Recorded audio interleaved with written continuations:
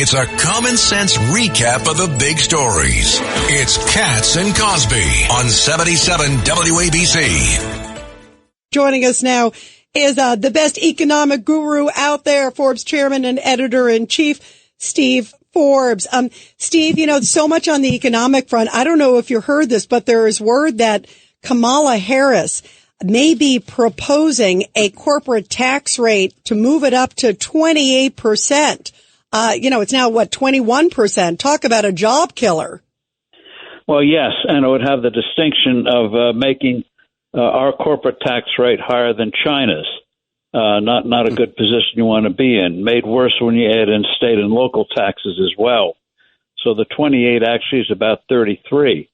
Knocking it down as President Trump did to 21 when it was at 35, that was a great step in the right direction. But we should be reducing it further, not increasing it. It just underscores how she and the far left of the Democrat Party, including her running mate, have no idea of what makes prosperity possible. It's people going out and doing things. They just think the products and services just show up. Like the milk just shows up. You don't have to have a cow or anything, just shows up. They have no conception of what makes an economy work. Judge Weinberg. Steve, good to talk to you again. What about her economic policy? She wants to have price controls. She wants to have nationwide rent control. She wants to give $25,000 to people buying their first home. What are your thoughts on those great ideas? Well, I think it just goes to show she's an economic illiterate. Exactly. The sad thing is a lot of the economics profession is filled with illiterates who don't understand economics. Price controls don't work. People don't produce if they have to sell it below what it costs, and that leads to shortages. It also kills innovation. Rent control, they want to jigger the tax code so that if you don't comply with their 5% cap, you're going to suddenly pay a higher tax bill. We know what that does to a supply of housing and apartments. It means less. It also creates maintenance issues as well. And the $25,000 down payment on a house, all it does is raise the price of the house. Right, of course. They should have learned that from tuitions at colleges. The more aid the government gave, the higher the tuitions went. Would you tell our listeners what moral hazard means in terms of economic terms and why it's so dangerous?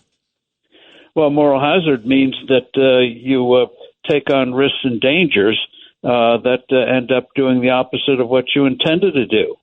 And so they do it all the time. So again, how you get an economy moving is very basic.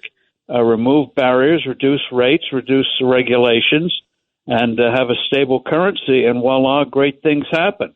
But after 4,000 years of recorded history, some people still haven't learned it. Talk about slow learners. I'm Steve Forbes. Also, it's interesting because even her plan, Trump labeled it the Maduro plan after Venezuela. But what I found really interesting, Steve Forbes, is even the Washington Post editorial board was bashing it, saying this is so out of touch.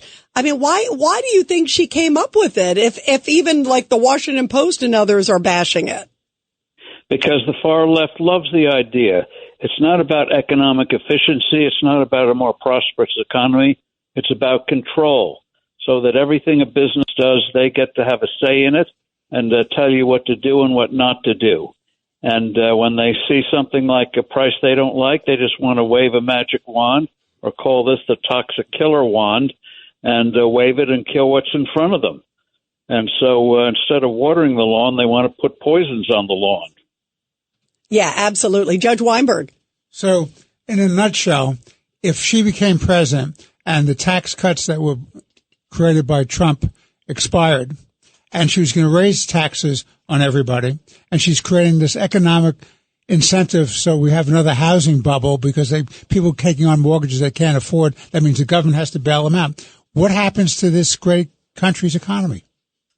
Well, it's not just what happens to the economy. It wouldn't be a recession. It would be a depression.